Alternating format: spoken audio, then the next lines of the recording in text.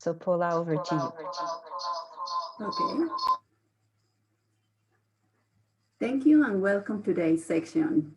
We are very excited to celebrate the International Women's Day, starting the United Nations Decade of Ocean Science for Sustainable Development, the Oceans Decade, to develop the science we need to oceans we want. My name is Paula Cristina Sierra Correa. I'm the head of research and information at INVEMAR, the Marine and Coastal Research Institute in Colombia. And also I am the coordinator of Ocean Teacher Global Academy for Latin American region. I would like to let you know that the section is simultaneously translated in French. To change the language, please click on the little earth icon and pick the French. Topics and objectives for today's sections are next. The Ocean Decade has just started and aims to extend the international cooperation needed to develop the science we want for the oceans, the science we need for the oceans we want. To achieve this, we require the participation of all sectors and communities working together in a transformational, large-scale and innovative campaign to mainstream, advance, and accelerate the ocean science. This effort needs to cut across geographies, cultures, and generations and recognize and dismantle barriers to gender equity in ocean science in order to achieve long-lasting and impactful change. Ensuring diversity and gender equity is essential to unlocking opportunities for all members of society and to fostering the transformation in ocean science that is needed to support sustainable development. In the screen, you can see that the sections will be recorded and a PPT posted in the Decade website. You can look there, www.oceansdecade.org. And also we use during this section the questionnaire by the question and answers box in the below part of the positions. Before we started, we would like to share some of usable information. Again, I record that the icon, the her icon, and pick up for the French language if you need the translations. The translation is only in French, and in English we followed all our presentations. Thank you for the screen. You can see there. And now we start with a short presentation about the Global Ocean Science Report 2020. And would like to charting capacity for ocean sustainability in this ocean decade. Next one, please. Okay, the Global Ocean Science Report 2020, literally a global endeavor. We have 45 member states answers the questionnaire that we follow, and many more are prepared in bibliometric, technometrics, and gender-specific analysis. At the editorial board, we have 12 members, 5 of them were females. We have 35 authors and many other reviewers, 19 internal and external reviewers from the IOC. And thank you very much for all the people who made this possible. Thanks. Next one. Okay,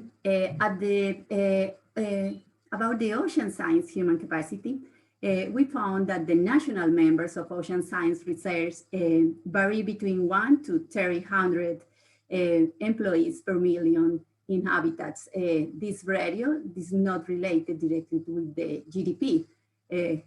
On the other hand, in the graph in the right part of the slide, you can see that the Portugal and Norway was the countries that more reported the scientists working full-time on ocean science. However, we have another countries that has important numbers on it, and we need to improve our reporting because most of the member states needs to put more information in this decade. in order to visibilize the people working on ocean science. Next one, please. Okay, there is more equal gender balance in ocean science than in science overall. However, we are around the 40% of the researchers, females, compromise on this area. Next one. And this gender equality in ocean science is far from having been achieved, but the challenge to reach in this realistic. Female ocean science are increasingly talking to the world. Female participations accounts are 29 to 53% of total conference participants, depending on ocean science category and region.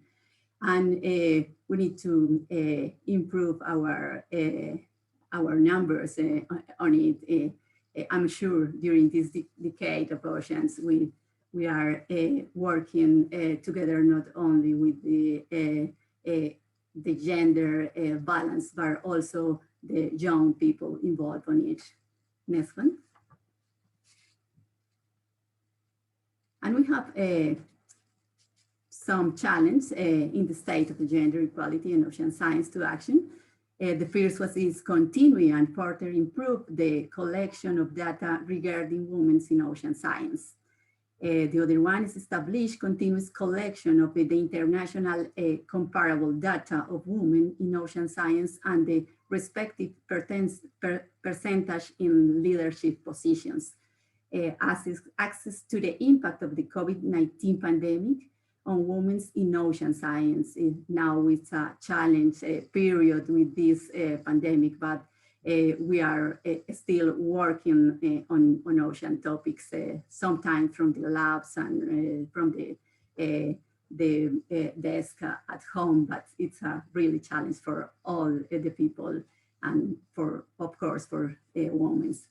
Move towards ocean science capacity development with the equal participants of all countries, gender and age, embracing local and indigenous knowledge also. We need the traditional knowledge for different intergenerational people from young to old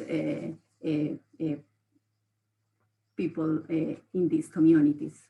Develop strategies and implementation plans to support the careers needs of women and young scientists.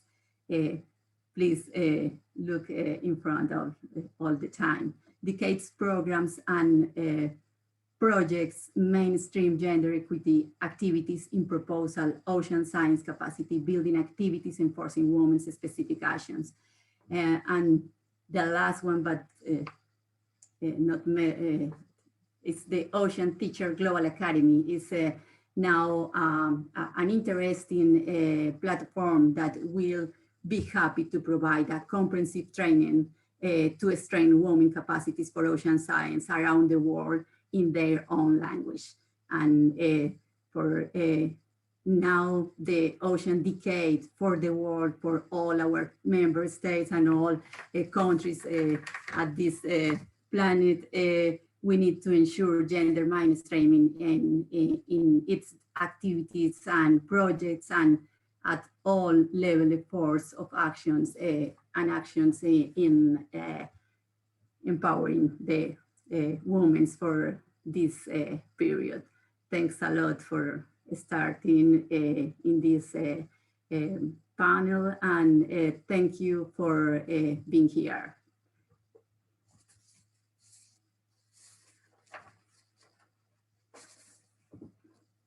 If you need to more information about it in the Global Ocean Science portal, you can see the document, the complete document about the Global Ocean Science Report 2020, and also in the webpage of IOC UNESCO. You can see in different language, in Spanish, French, Russian, and English.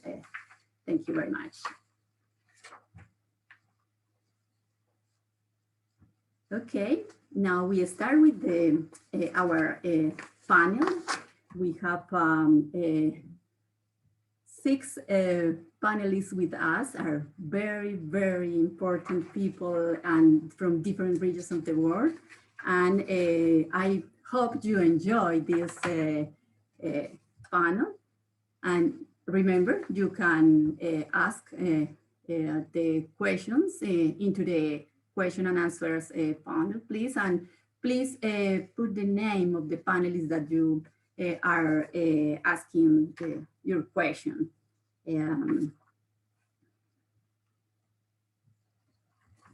Okay. We start with our special woman, the Professor Angela Hutton. Professor Angela Hutton is the Director of Science and Technology, National Oceanographic Centre of UK. Angela Hutton is currently the Principal Investigator of the UK Climate-Linked Atlantic Sector Science program, which delivers the UK contributions to GOOS through the Sustained Ocean Observations, Modeling and Technology Development. She is also the UK G7 Future of the Seas and Ocean Scientists Lead, a core member of the UKRI Future Leaders Fellowship Panels, and oversees the NOC's contribution to the Decade of Ocean Science for Sustainable Development. She has been awarded 2 NERC Fellowships, a Challenger Fellowship, and is an elected fellow of the Royal Society of Biology and the Scotian Association for Marine Science, and honorary professor at the University of Southampton. Angela is chair of the NOC Athena SWAM committee and passionate about equality, diversity, and inclusion. Angela, the floor is yours. Thanks for coming. Thank you very much. Yep, so I'm Angela. I was asked to talk a little bit about the Gender Equality in Ocean Science study that was conducted supported by the Commonwealth Blue Charter. And this is quite important because it was about amplifying voices and increasing the impact of the way we think about gender in this environment. Could I have the next slide, please? This report was supported by the Government of Canada and calls for better opportunities for ocean science for women and those who identify as non-binary in order to achieve sustainable ocean governance. The report was actually written by Carol-Ann Black, who brought together both a survey of review of all the information out there in terms of literature. She spoke to 18 experts from around the world, including 11 countries, and including people who work in research, policy, and industry. And the overall conclusions were that although we have made great strides, that women and those who identify as non-binary are still underrepresented in ocean science, but particularly in decision-making positions. We also found that women still face a number of challenges, such as unconscious bias, low involvement in working at sea, and a disproportionate responsibility for care. And whilst, as I said, we've increased the opportunities, it was concluded that we need better networks, more mentors, and stronger communities to help with this. And what was obvious from the report was that tackling these issues will boost innovation and discovery by ensuring that we have all the best people who come and stay in ocean science. Could I have the next slide, please? What I want to do and was asked to do is to go through the 6 recommendations the report created. And so I just wanted to mention all those recommendations and give my perspective on it. As I said, this is a report that was pulled together as views from a wide range of people, as should be.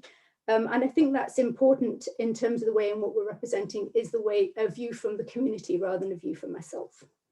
So the recommendations, the first one was that we need to ensure equity in the decision-making process.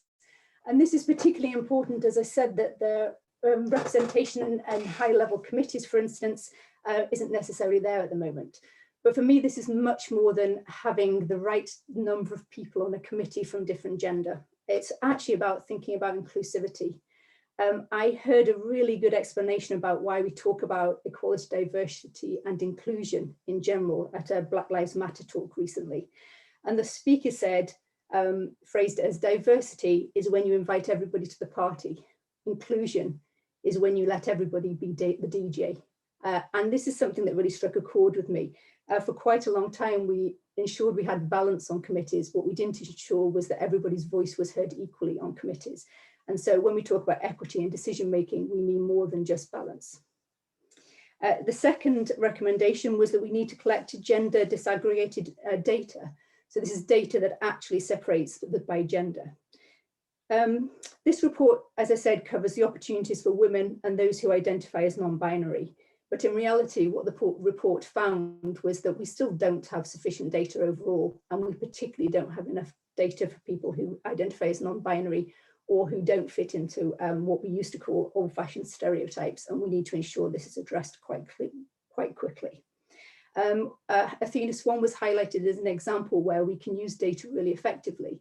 The idea of Athena Swan is to look at the data for your own organization and use that to have targeted actions against what you need to address rather than doing generic activities. But we can't decide what we need to do unless we have the data to do it. The third recommendation was to create opportunities for mentorship and leadership. What's really clear from all of the people that we spoke to and that Caroline conversed with is that mentoring had played a huge role in their lives, whether as a mentor or the benefit they got from people who supported them as mentors. And that included mentors who were men. So it's not just about women supporting women, it's about everybody supporting each other. But it was also considered that we need to think about how those mentors are as role models. And for that, it's really important that we don't have role models who just seem like someone to look up to, someone who do things we can't equate with. And I think for me, one of the most fundamental changes in my career was when I realized that in order to be successful, I didn't have to fit into a stereotype. I just had to be myself and do the job well. And that was the real fundamental part of it, rather than actually being something I imagined you were supposed to be. The fourth idea, or the fourth recommendation, is to co-create ocean science management plans from the beginning. And so this is about having a diversity of views and input from the beginning of any program, not creating something and bringing people in later, but ensuring that and by diverse, I don't just mean about women. What I mean is a diverse view from across the whole community of what we should be doing in these programs. And that's essential that we do it straight off. It's always going to be swayed if we don't do that from the beginning. The fifth recommendation was to facilitate capacity enhancement and exchange. And for me, this fell into two categories. The first category is kind of about how we're seen. So it's about education, it's about how we present ourselves in ocean science, and it's about being seen as an inclusive and diverse group of people where anybody would want to belong. And if we don't show that people are welcome and it's part of the whole, then we'll never attract people into it, the best people into ocean sciences. The second bit was about practical aspects we can do. There were some really nice examples across the document about best practice, and it's worth reading for that. But some of the examples were creating scholarships and exchange programs so that we can share best practice, share knowledge and enable each other. And also thinking about the way in which we consider recruitment processes and the way we actually might attract people into the profession. And finally, the sixth recommendation was to support gender allies. All the people who were interviewed pretty much said that they were supported by many people, both male and female. And so we don't really want to see gender issue as being a woman's issue. We want to see it as being an issue we should all be dealing with and talking about. And we need to have discussion and training about equality in EDI that goes beyond talking to ourselves. And so really, I just wanted to point out that this comes back really to inclusivity. And I'm going to give a final quote maybe from myself on the report, which is, we need to be inclusive when considering gender equality in terms of we have to think about the fact that we're thinking about fluidity in gender and in sexuality and biases in all its forms. And pretty much what we need to do is not think about prejudice against one group, we need to think about equality for all groups, because if we tackle it that way, we'll make much bigger difference and everybody will be okay in the end. And I'd like to finish there. Thank you very much, Professor Angela Hutton, and thanks for all of this interesting information. Thanks all the people that is writing in our chat. Please, if you can speak slowly, because we have a translation. Remember that we need to translate the French, and thanks for all of the next panelists. Now we have Dr. Emily Chor. Please on your camera, please. Dr. Emily Shaw is an NSER and L'Oreal UNESCO 2020 Excellence in Research postdoctoral fellow in the Department of Natural Resource Science at McGill University and Environment and Climate Change Canada. Dr. Shaw has worked in many remote areas across the Canadian Arctic and currently studies the effect of climate change on things beneath Mars and Arctic seabird and at Code Island in North Hudson Bay. She completed her PhD at the University of Manitoba and Fisheries and Oceans Canada and beluga whales as a sentinel species of environmental change in the Beaufort Sea ecosystem in partnership with communities at the Northwest Territories. Dr. Shaw is a fellow for the Royal Canadian Geographical Society and was a 2014 fellow for the International Arctic Science Committee Marine Working Group. Please, Dr. Shaw, the floor is yours. Thank you very much for the introduction, Paula. I'm very honored to be here today as part of this amazing and inspirational panel. Strong mentors are critical to the success of early career scientists. I would not be where I am today without my science mentors, both female and male, who have supported me throughout my career in science. In particular, it has been extremely impactful and encouraging as an early career female scientist to have had strong female mentors and to witness their success as leaders in male-dominated fields in ocean science.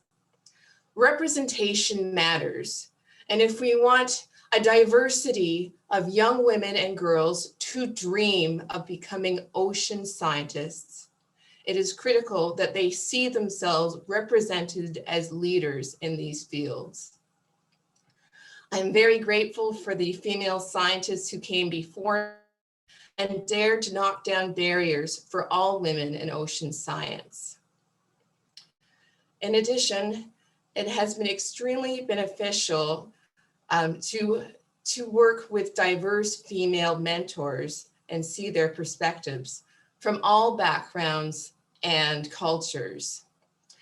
As a PhD student, I worked in partnership with Inuit communities in the Northern Territories to monitor the impacts of climate change on beluga whales and the Beaufort Sea ecosystem. Beluga whales are a traditional subsistence harvest to members of the Nunavut settlement region, and I worked in partnership with these communities to monitor the impacts of climate change on the prey and health of the whales and the Beaufort Sea ecosystem. It was an eye-opening experience to share knowledge with Northerners and elders who were so welcoming and generous with strangers such as myself to their communities and camps, and hear the impacts climate change was having on their communities, environment, and way of life. Working with mentors from Northern Indigenous communities strengthened my research, broadened my perspective, and made me an overall better scientist. Leadership and mentoring opportunities allow early career scientists the chance to demonstrate their initiative and their skills. I have had the opportunity to participate in mentoring programs as a L'Oreal UNESCO for Women in Science PhD and postdoctoral fellow, where I reciprocated the guidance I received as a mentee by encouraging young women and girls to pursue science, sharing my experience, and showing them what an Arctic marine scientist looks like. I am also a co-advisor and mentor to several graduate students within my lab at McGill, which has been an invaluable experience and good preparation for my future career goals to become a research professor. As a W. Garfield Weston Northern Fellow, I had the opportunity to participate as a member of the Victoria Strait expedition to find the lost ships of Sir John Franklin. Not only did I take part in a major discovery as part of the expedition to find the lost ship, the Erebus, but I also had the opportunity to meet science experts from Parks Canada and the Royal Canadian Geographical Society, for which I am now a fellow. I was also a fellow for the Marine Working Group of the International Arctic Science Committee, for which I participated in discussions with international science experts to identify research priorities for Arctic marine science, co-author papers reviewing the status of Arctic marine food webs, and attend international science conferences around the world. All of these opportunities have opened new doors, which have led to new opportunities, have given me greater exposure and the confidence to succeed and pursue a career in ocean science. Thank you very much.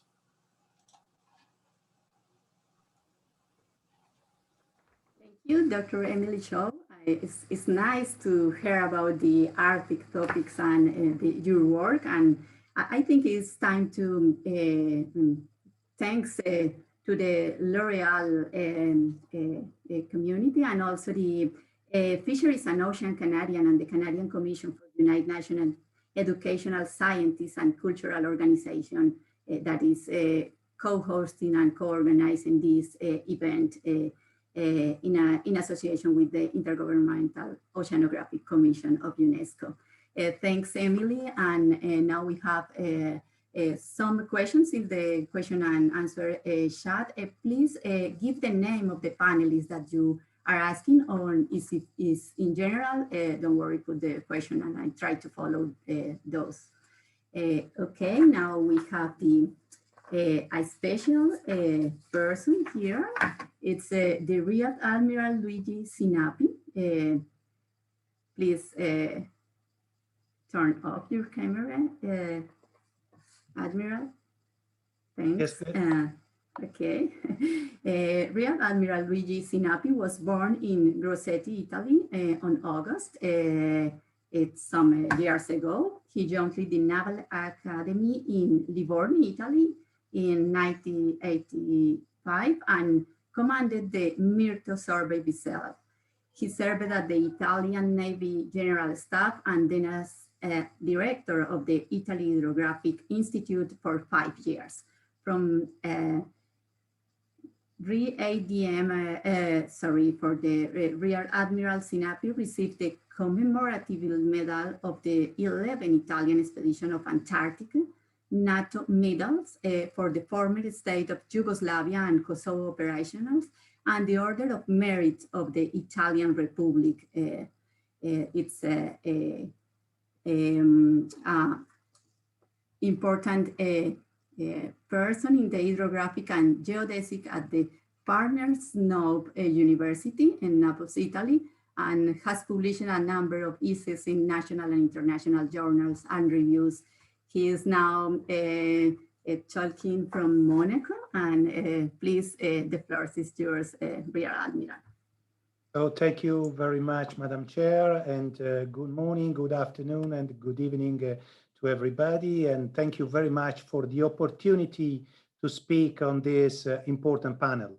On behalf of the International Hydrographic Organization, I would like to wish a good and happy International Women's Day to all women, and to congratulate the host and the organizer to gather so many qualified and interested speakers on the positive impacts of empowering women in ocean science. With my intervention on the importance of gender allies in hydrography, I intend to share with you an example of a virtuous collaboration between the two genders based on an inclusive gender policy. Next slide, please. To understand how the IHO has been able to achieve tangible and measurable results in such a short period of time, I need to provide you with a brief background on it. The IHO is celebrating its 100th anniversary this year. It is an intergovernmental organization and an observer at the United Nations and has 94 member states.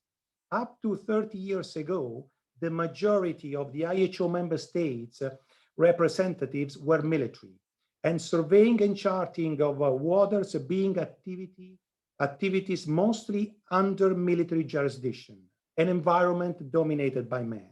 As a proof of that, in 100 years of IHO history, only one director and the current Secretary General have been non-military. But in terms of, next slide, please. But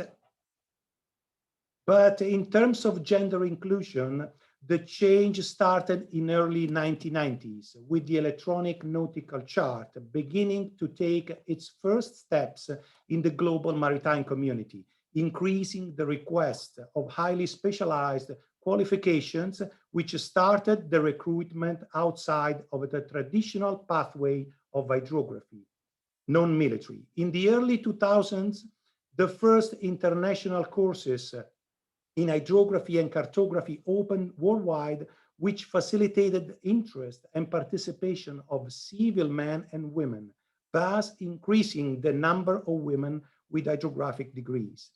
And this also had the effect of increasing the number of women in the national hydrographic bodies, offices, and in 2015, United Nations launched the 17 Strategic Development Goals, raising awareness of gender equality. So last year, following a proposition by Canada, the IHO launched the Empowering Women in Hydrography project, which was adopted unanimously by all 94 member states during the second session of the IHO Assembly. Now, in 2021, we are within the decade of the oceans, and it is an opportunity for IHO to waive two of United Nations Strategic Development Goals. Number 14, life below water, and number 5, gender equality. Next slide, please. The Empowering Women in Hydrography project is relevant to hydrography because not only it addresses issues of gender equality, but it will open the field to a vast pool of talents that will potentially contribute new perspectives, skills, and creativity to the world of hydrographic sciences. This is especially relevant now as hydrography is undertaking a major digital transformation, and more women should be able to contribute with their knowledge and skills by gaining more exposure and opportunities to contribute and participate to IHO bodies, increase in leadership skills and competencies, professional network, outreach project interviewing women with different roles in hydrography, prepare articles to divulgation in different media, and team up with other events in ocean science or maritime domain with the gender equality themes, like today. Next slide, please.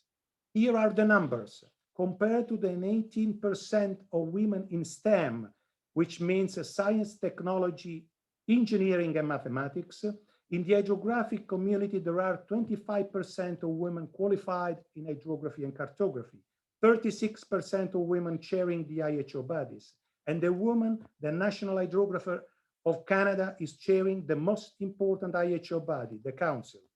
And then 7 out of 94 national hydrographers are women. I would say a very good result in a very short period if compared to the IHO history.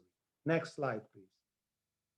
Therefore, gender equality issues are structural and can be changed with the avid support of important stakeholders, which are mostly men. The deliberate engagement of men in addressing those systemic structural causes is the key.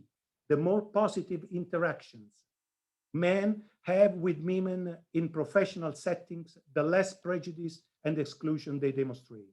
So after 30 years of men steering changes to a system, it is now time that women have the chance to step up and that men listen to women's voice and engage in supportive partnerships with them. Just to conclude, next slide, please. I would like to summarize our efforts, saying that to strengthen the inclusive gender policy, which accompanied the IHO and its 94 member states along the last 30 years, it is important to continue raising awareness and attractiveness of hydrography worldwide, open to a vast pool of talents from both genders, increase the investments on educational and training programs, especially in the development countries, and consolidate the gender allies inclusive policy. And I would like to thank you very much. Next slide, please, for your kind attention. And once more, I would wish all women a good and happy International Women's Day. Thank you very much again. Thank you very much, Almiran, and thanks for your kind words for the all women in the world and for highlighting the issues in oceanographic topics. Now I would like to remember that we have the question and answers chat, not only in the chat per se, and you can put all your questions there for the next section. I would like to present a very kind girl. I share with Dr. Jacqueline Uku. Please turn on your camera, Jacqueline. I share with her in the Global Ocean Science Report. He's the co-chair in this important document, and Jacqueline is a seagrass scientist and conservation leader, has a focus on seagrasses. She's based at the Kenya Marine and Fisheries Research Institute in Mombasa. She has worked extensively with coastal communities during the Kenya Coastal Development Project as the project leader. Nationally, she has contributed to the development of the National Environmental Policy as a member of the National Steering Committee.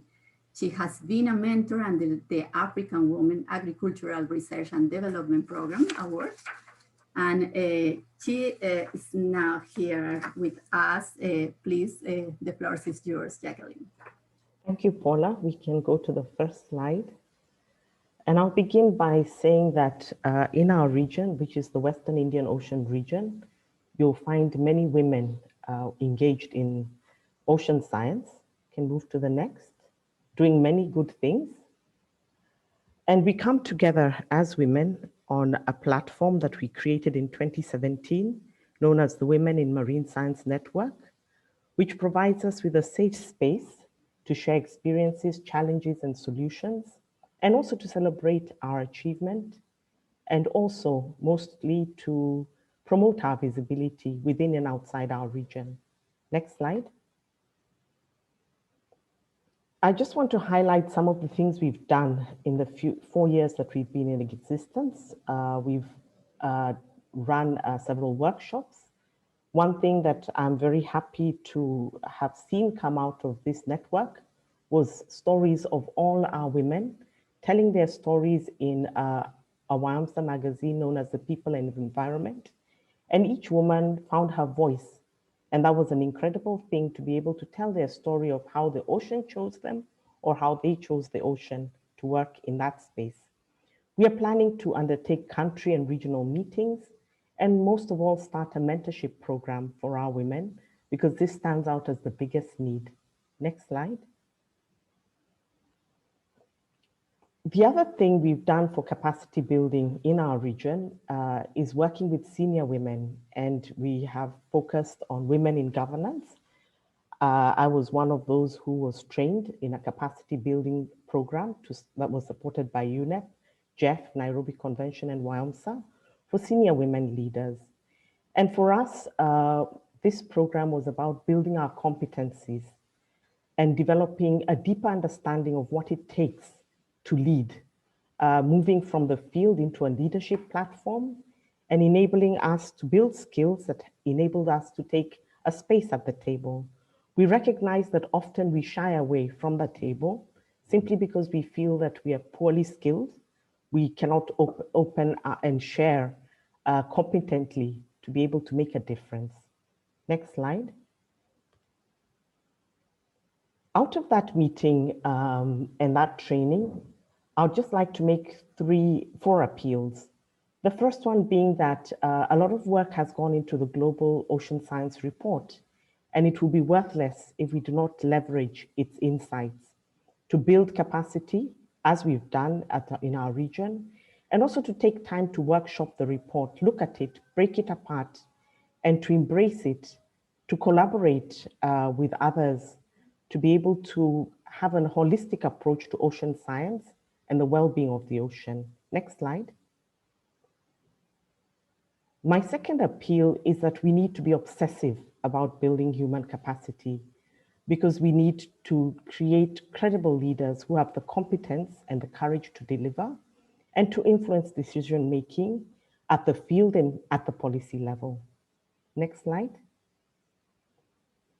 And we also recognize that unlimited resources will not make a difference. We need to do something. We tend to think that things are easy, that we can have quick fixes. And obviously, from experience, I have been trained over 20 years to be able to sit at the table. I recognize that nothing that we do going forward within the decade can be quick. It will take time. We need to build competencies. It takes time. We need to build perseverance, and we need to build competencies that give people merit and give people the ability to be promoted on merit and skills and competencies. We need to grow women into activists, champions, lobbyists, leaders, and also look beyond the ocean field. We tend to look at our field and feel that we are just scientists as women. Sometimes it's very hard to even articulate what we do. We tend to feel inferior, we are just juniors, and we tend to be apologetic. And we need to look at the winners in other fields, in industry, business, sport, and pick up from them and move forward with a winning attitude. My last appeal to us as women on this International Women's Day is that we need to determine our sphere of influence, our performance, and the impact that we have. I recognize that others cannot empower us or disempower us without our permission. We need to be very, very decisive about the actions we take. We recognize the leadership vacuums all around us, and we need to pick up on that and move forward with a great deal of determination and leverage on that. We need to decide what actions we can take now and for the future. Next slide. I come to the end of the talk by highlighting 4 generations of women in the wheel. Chantal Conard in the center.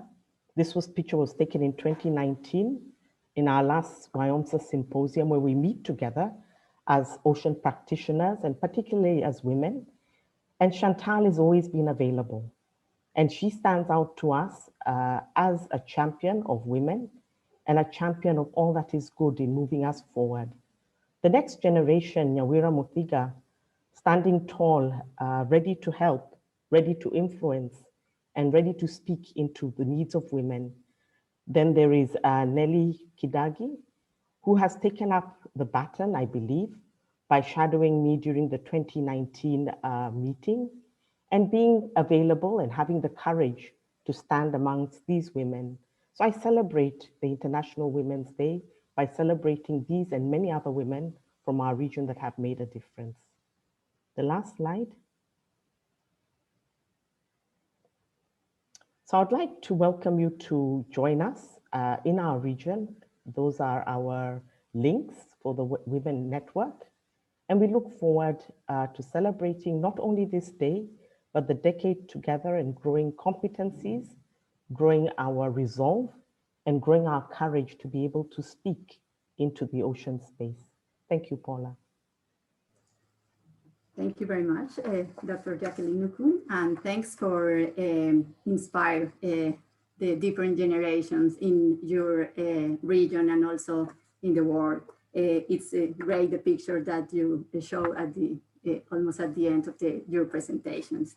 Now, thanks and welcome to the people coming now. This is our special event to celebrate the International Women's Day, and in ocean science in front of Ocean Decade.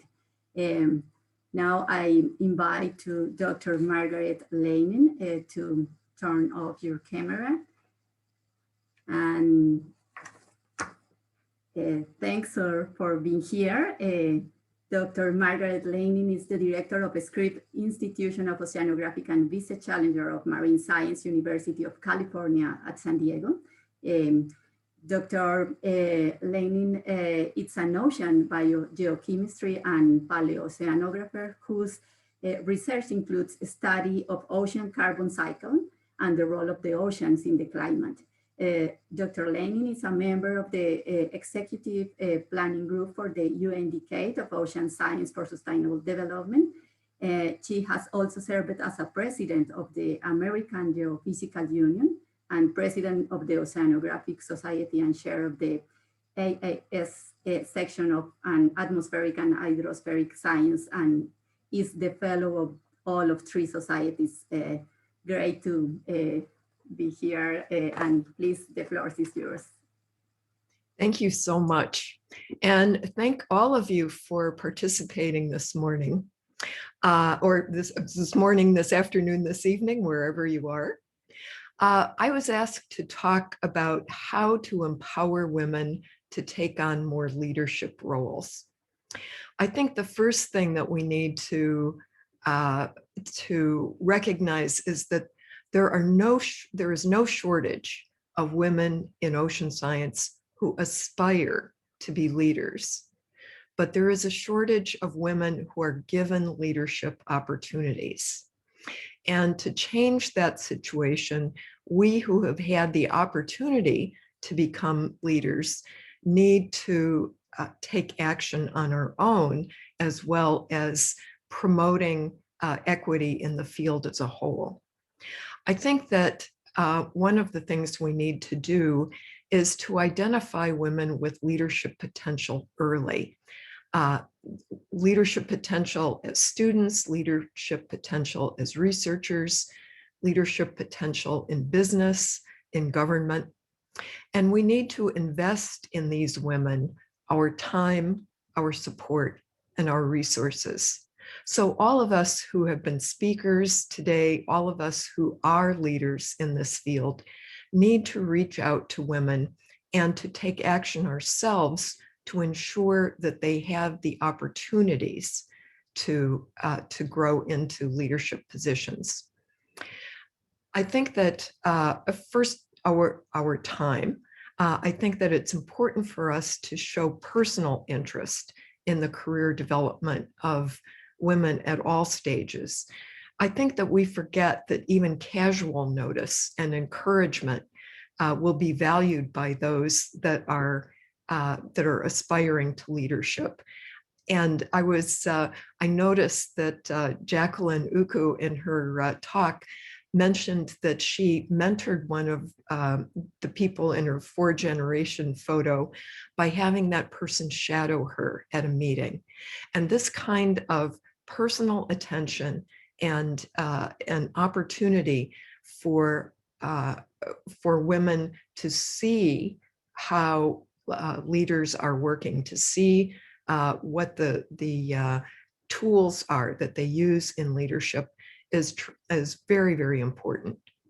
I think that we can also try to arrange leadership training or leadership development for women who show leadership potential, even if they are early in their career. And one of the things that we're doing at my institution is trying to provide leadership training for women at all levels of their career, graduate students, postdocs, early career scientists, as well as those that we can see will be the next leaders in just a few years. So many women go through their careers and have never had investment in training to be leaders. While many learn the characteristics of good leadership by watching, if they have no opportunity to observe, even those can't progress. I think that we also need to ensure that women are given progressively more important roles. Those wonderful leaders that were mentioned as heads of hydrographic organizations in their countries had to have progressively more important roles.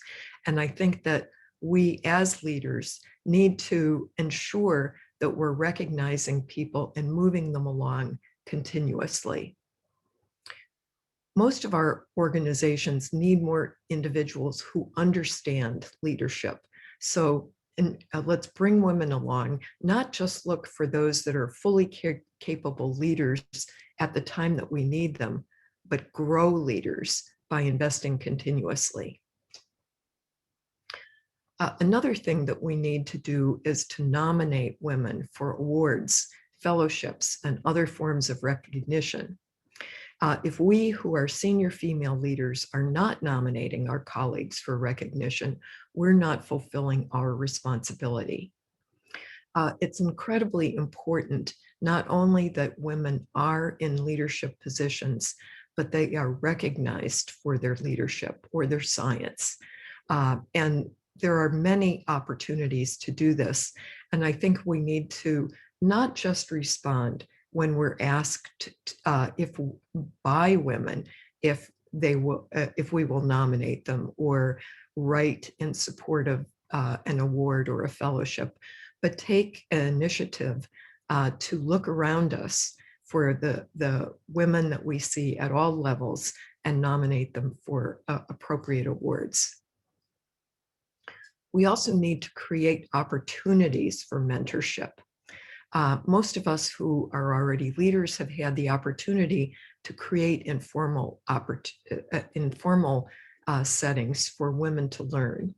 Ask a woman to assist us informally with a project, not as unpaid work, but in a way that adds to their resume. And shadowing us in a particular activity is a great example. If we're at a meeting, how can we reach out to include women at earlier career stages? How do we add that up to make sure that those behind us are moving ahead in a very strong way? I was also asked to talk a little bit about how we create opportunities for those who identify as non-binary. I think this is very important for us as women. We've had the situation and experienced the situation where we have not been recognized in the room or we've not been given opportunities. And I think that those who identify as non-binary struggle more than any of us. We need to ensure that they know they are safe with us first. And we need to ensure that we acknowledge them as we do the women in our circle. We need to reach out to ask how to help. How are they experiencing our organization or our scientific society or our community? What barriers are they experiencing? I think that it's we can certainly help in terms of thinking about the barriers that we experienced, but those may not be the same barriers that non-binary are experiencing. And I think that we need to educate ourselves just as men who have been allies to us have educated themselves about the barriers that we've experienced. We need to reach out to understand the barriers that the non-binary are experiencing and what we can do personally to minimize those barriers, as well as what we can do within our organizations. So I think that we have a wonderful community, and one of the things that we can do to really ensure that women advance is to use our position as leaders in the field to grow our own and to ensure that they have the opportunity to be leaders and that we recognize them as leaders. Thanks very much.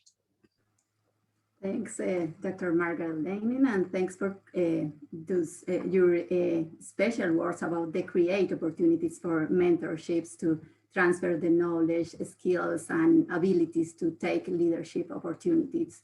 Great to hear about it. Now we have our Professor Sheila Heymans. I invite you to turn on your camera. Thanks, Dr. Sheila, Professor.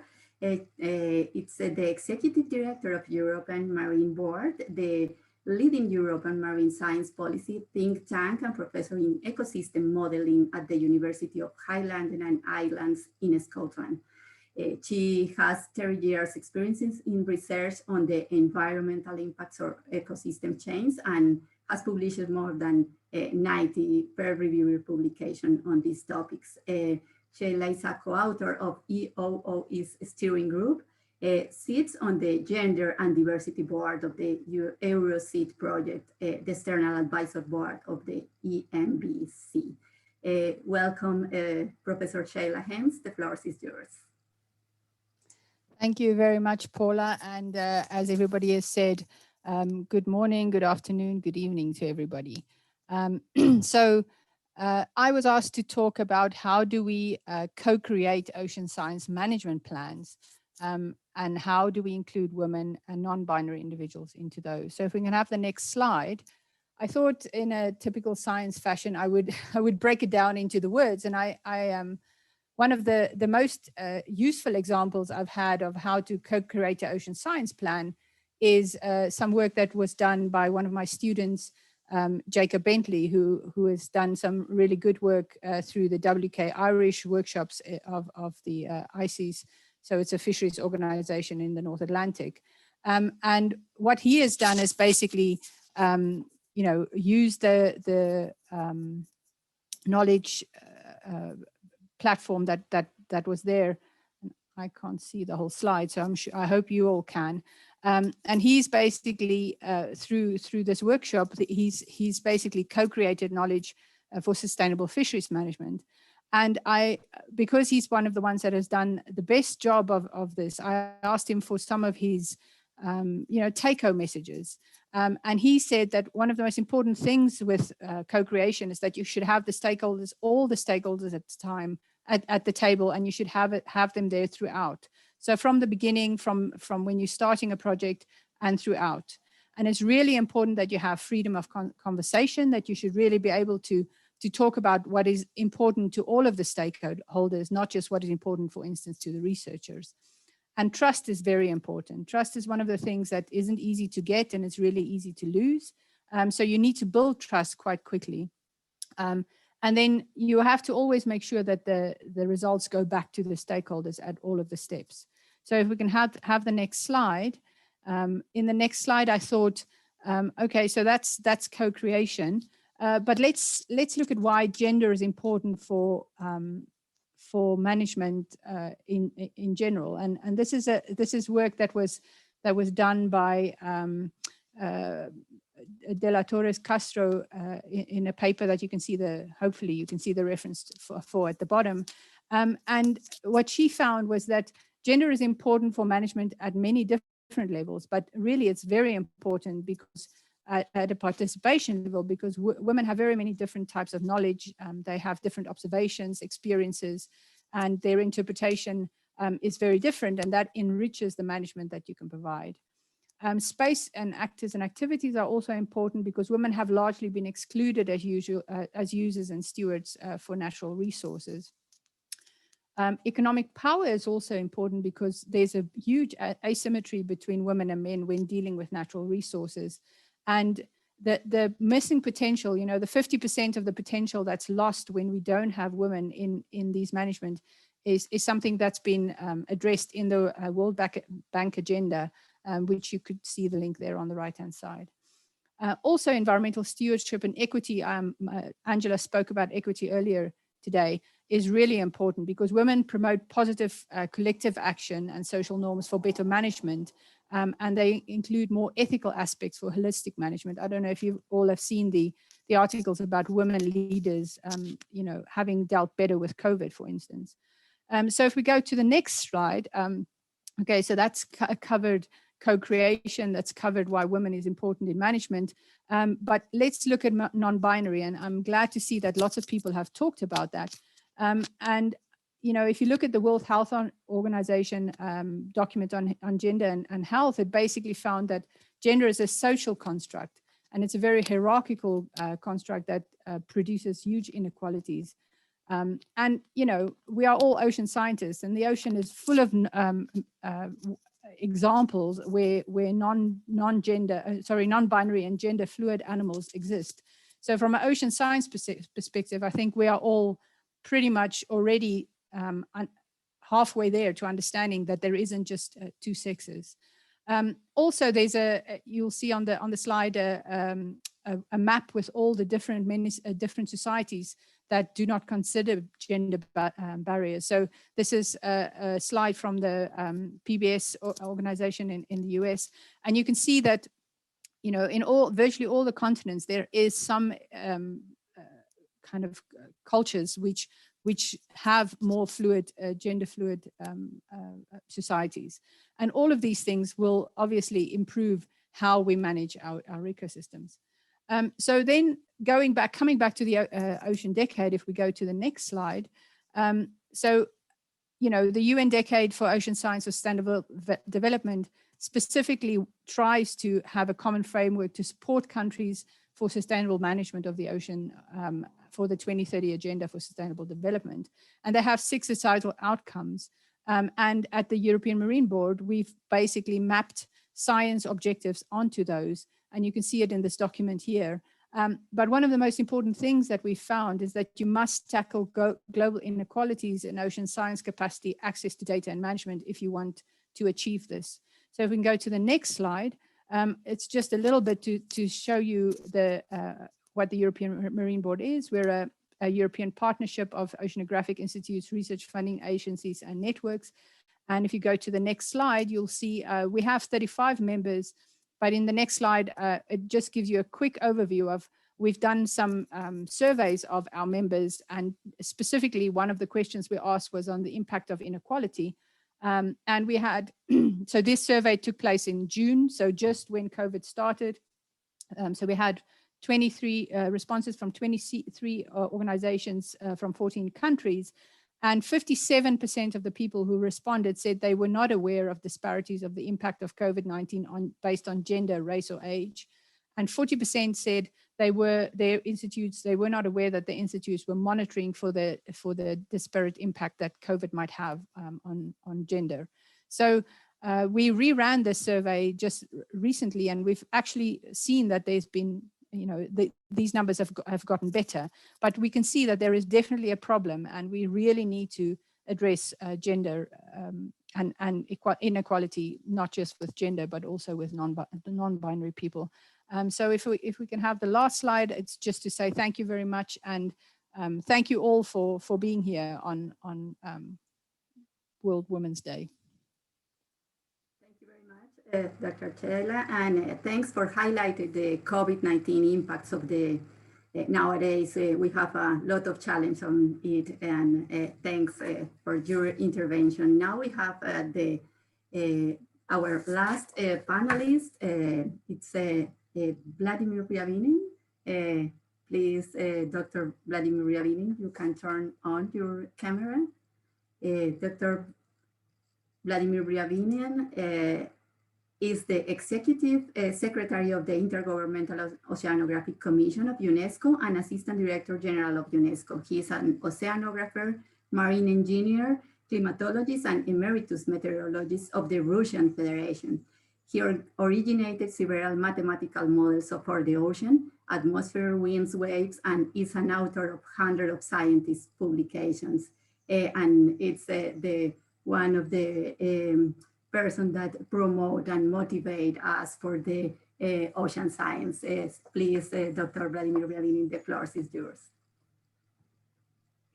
Thank you, Paula, Christina. Actually, I would like to say that your words also would motivate me quite a bit. You know, dear colleagues, ladies and gentlemen, first of all, of course, I would like to greet you on the International Women's Day.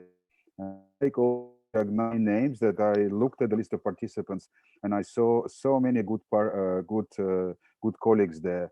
So by organizing this event, we are really trying to set us on the path to more equity, to more quality.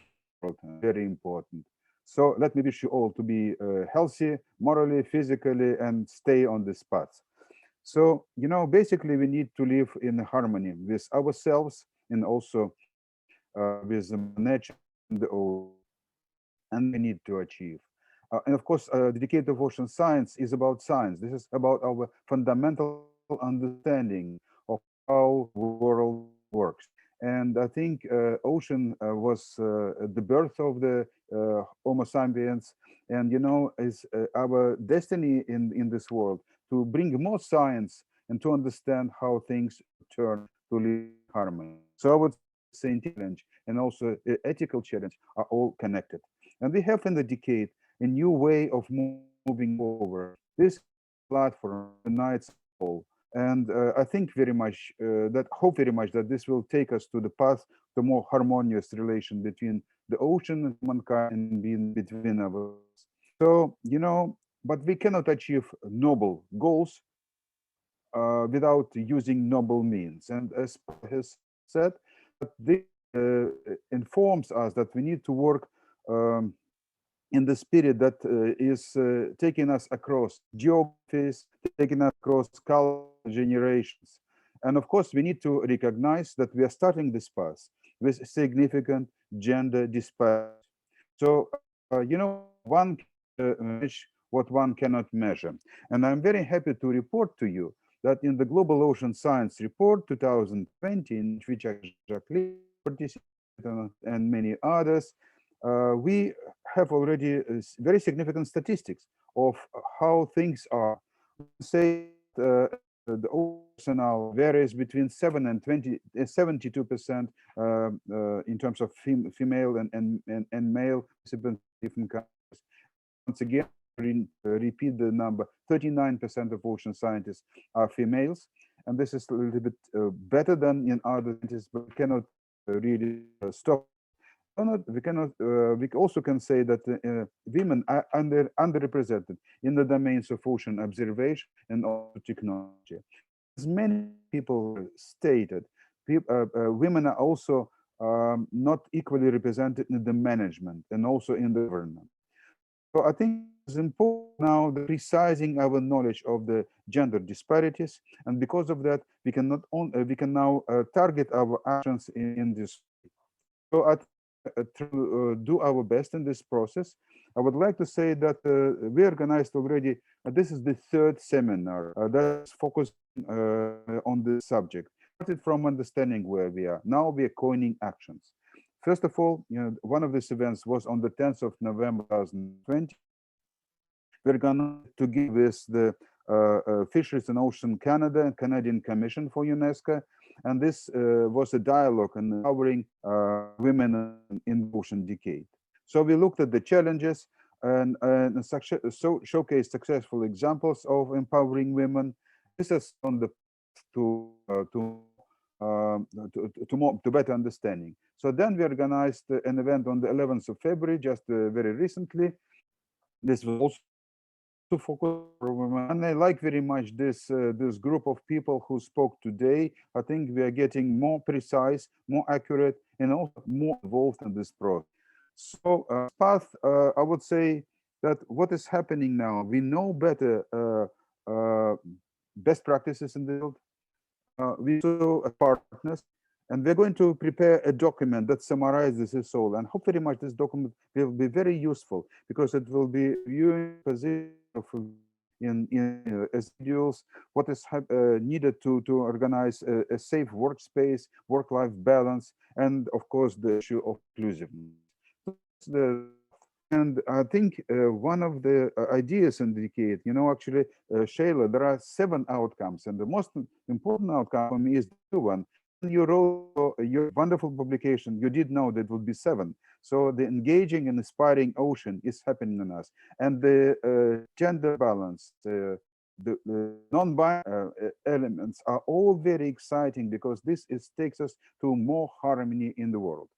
Before concluding, I would like to thank Paula, Christina, all our partners in organizing this event, and also the IUC team, Marie-Elaine, Kirsten, Itaisa, and all others who to prepare this important event.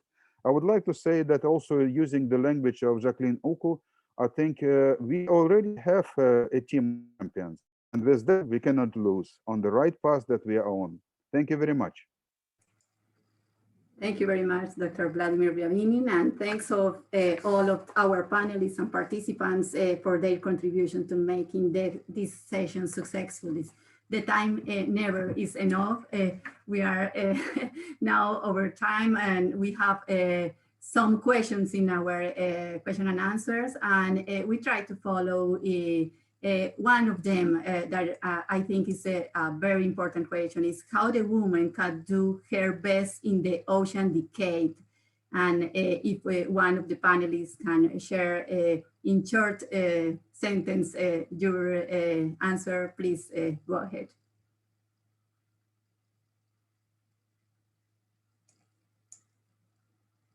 How the woman can do her best in the ocean decade. Dr. Sheila.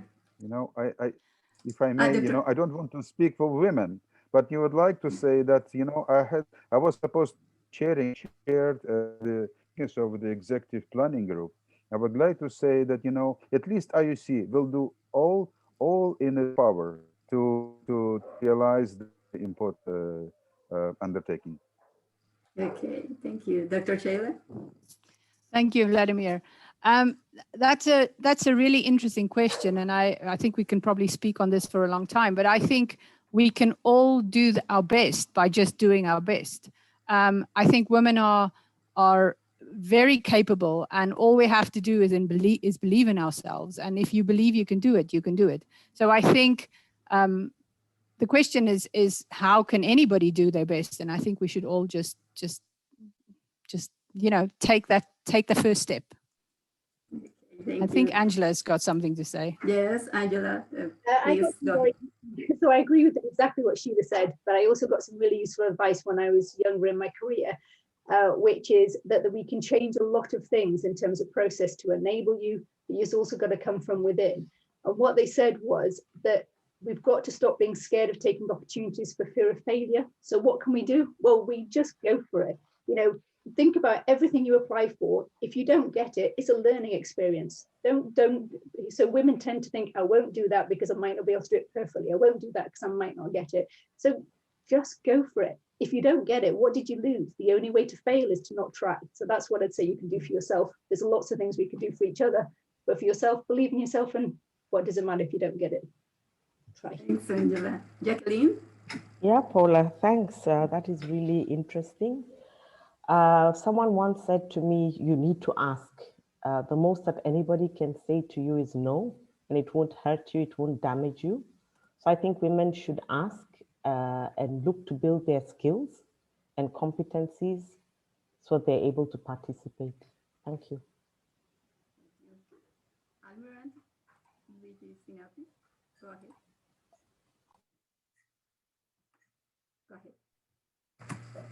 You are unmuted. Yeah, now. Okay, so thank you. Just a very quick response saying that we at the IHO, we are doing our best to apply an inclusive gender policy based on a gender neutrality and on basically on the skills of the individual. This is our policy. Of course, there is a lack of leadership, as it was highlighted during the discussion. But unfortunately, there isn't a training, a school for leadership, neither for men, and this complicates a lot the job. Thank you very much. Okay. Thank you very much, Dr. Margaret Lane. Yes, I think that we shouldn't underestimate the fact that the world is having these conversations. And I don't think if the decade of ocean science had happened 40 years ago, there probably wouldn't have been a webinar at the beginning of it talking about the importance of women in ocean science. But times have changed, and I think that the global conversation around this is one of the important tools that we have. And I hope that we ensure that we're still having these conversations during the decade, that it's not just something to kick off the decade, but that we continue the dialogue. Because when you keep showing up and talking about something, you show that it's important. Margaret. Emily, very, very short sentence, please. We are almost closing the session. Yeah, I mean, my advice is just to go for it and don't be afraid of failure. Failure is all about science. Science is all about failure, and the only failure is either not trying or giving up. Thank you very much. And I hope we are making way for ocean science. And thank you very much for all participants and all panelists for being here. And it's great to see you. And please turn your cameras, and I try to take a picture from virtual area.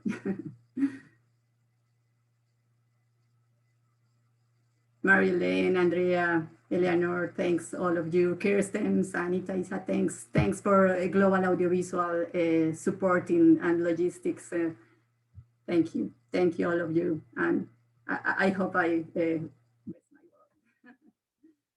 And see you soon. Thank you.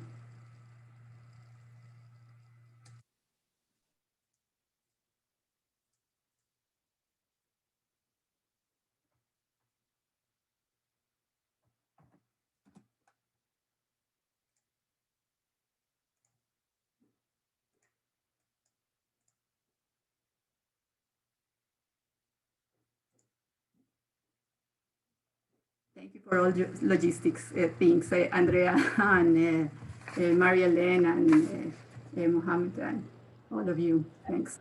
I'll disappear. You guys are doing something now, and I just wanted to say thank you very much for inviting me, and it was a great event. Thank you. Thank you, Angela. Thanks to all of you. It was a great session. Great comments. Okay. And how many people we have? At one point there were like over 300, I think. And I saw there were some people watching on YouTube as well. Okay. Nice. Yeah, it was really good. Great event. Thank you very much. And well done, Paula. I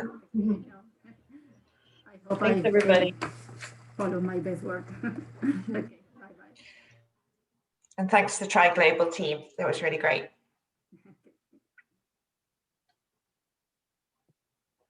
Thank you, Mohammed. Thanks. Bye.